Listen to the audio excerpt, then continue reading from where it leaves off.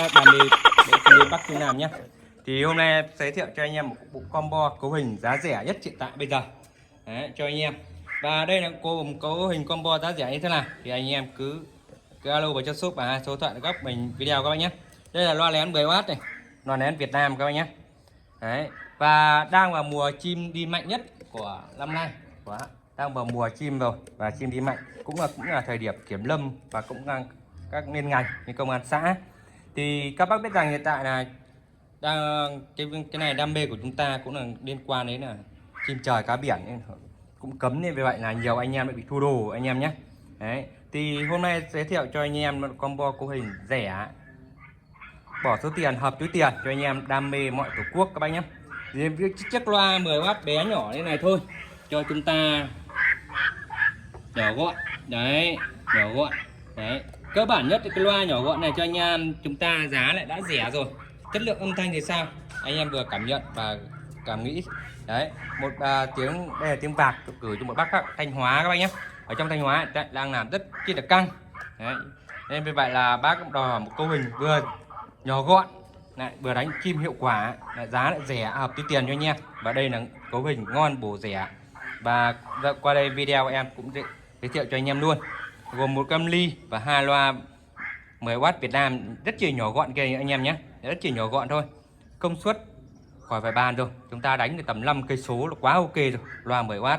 Đấy, một bên tiếng vạc gọi mà một tiếng vạc cắn anh em nhé. Đấy, và kèm theo đó mà bác mua hai tay lưới 50m, 100m, nhưng mà bác đòi là hai tay lưới 50m tách ra. Đấy, bởi vì sao? Bởi vì bác quay bác nhé anh em nhé. Đấy, đây là cái loa âm ly. Đấy, cái loa rất chi nhỏ gọn nhưng mà rất chi có võ. Đấy, giá lại rẻ hợp túi tiền cho anh em. Đấy, và em báo giá công khai nhé. Đấy, một cái loa 10W thế kia là 10W thế kia chỉ có là gì? Chỉ có là gì? 220.000 một chiếc thôi các bác nhé. 220.000 một chiếc. Có nghĩa là tương đương chúng ta mua cái loa toa 10W Indo nó rơi vào khoảng gần 1 triệu đồng. Thì các bác mua được tầm chục cái loa như thế kia, loa 10W Việt Nam như kia các bác nhé. Đấy các bác nhé, chất lượng âm thanh thì không phải chê rồi. Giá lại hay ạ, hợp túi tiền cho anh em. Đấy, mà nhỏ gọn cho anh em. Khi thu đồ thì không tiếc gì cả anh em nhé. Cơ bản nhất là cái âm ly kia thôi. Đấy, cái âm ly và âm thanh tiếng kia thôi là quan trọng nhất. Khi lên ngành đến chúng ta rút luôn và rút luôn cái âm ly vào túi quần. Còn loa lưới thì chúng ta có thể sắm được, nhưng tiếng và âm ly kia thì đòi hỏi cái đấy chúng ta ưu tiên hàng đầu các bác nhé. Đấy, cái tiếng ăn chim hay không do anh em chúng ta đánh là cái cần thiết nhất.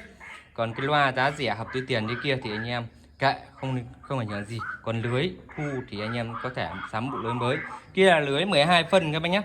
Là mắt lưới đây là 50m và 5 diềm 4 túi cao 7m cho anh em kìa, cao 7m kìa, 5 diềm 4 túi anh em nhé. Mắt 12 phân chống xô mắt, chống chạy mắt cho anh em rồi, chia khoang chia cọc cho anh em rồi. 50m anh em lấy 3 cọc ra chia. Có thể là anh em có thể là mua một bộ thế này, một bộ loa, một âm ly thế này, anh em mua một tay lưới 50m kia thôi, chúng ta cũng đánh bạc quá ok rồi anh em nhé.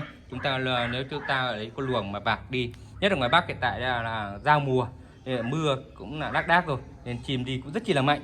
Như vậy anh em chúng ta là muốn bộ combo giá hình giá rẻ thì cứ alo vào cho shop sẽ tư vấn cho anh em nhé. Có 220.000 một chiếc loa, em nhấn mạnh cho anh em 220.000 một chiếc loa 10W mà nhỏ gọn cho anh em đánh cung lúm dễ run. Và đây em đang test tiếng vạc em anh em nhé. Riêng cái loa này nhé, phóng xa tầm 5 cây số không xi nhê gì. Đấy, riêng cái loa anh em cứ bật này xem cả làng không còn điếc tai anh em nhé. Đấy, riêng đôi loa này bật lên thì quá ok rồi, chúng ta đánh gọn bạc thì quá ok rồi anh em nhé. Đây em đang test cho một bác khách ở Thanh Hóa hiện tại đang làm rất căng, và bác mua hai tay lưới, một tay thì bác đánh, một tay bác dự phòng các anh nhé. Một đôi loa, quan trọng nhất cái âm ly kia thôi, em nhấn mạnh cho các bác, quan trọng nhất cái âm ly tiếng là quan trọng nhất.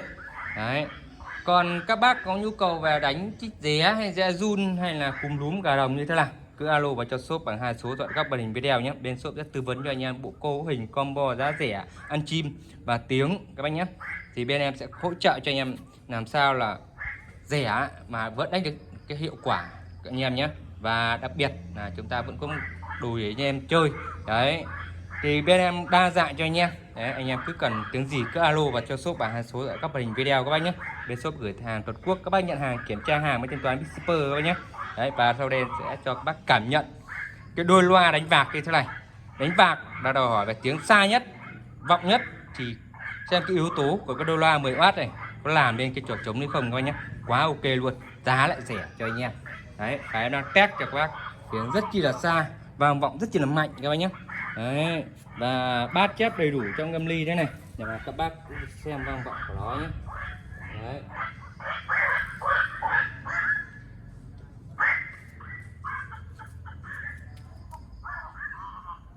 Đấy, đầy đủ cho anh em luôn, các bác luôn nhé. Đấy.